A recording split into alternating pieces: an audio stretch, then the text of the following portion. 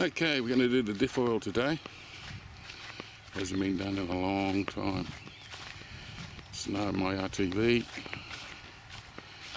and I use these hydraulic stands,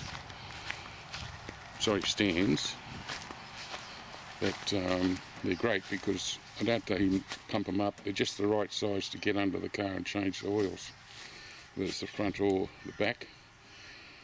Just lift it up enough to give me plenty of room. Okay, here's our RTV diff. We have the big filler plug on this side, which is a 30mm. I've loosened that first, as a lot everyone says, which is correct. Make sure you can loosen this first, because if you can't get this one undone, and you drop the oil,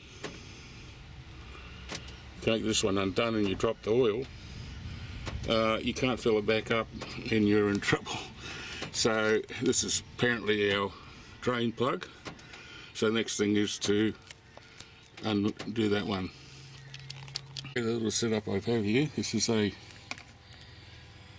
suction setup that will suck the oil out of the container into here and then up into the diff.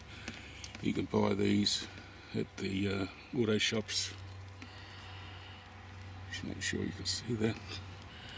And up into the diff. So I'm going to fill her up at this stage.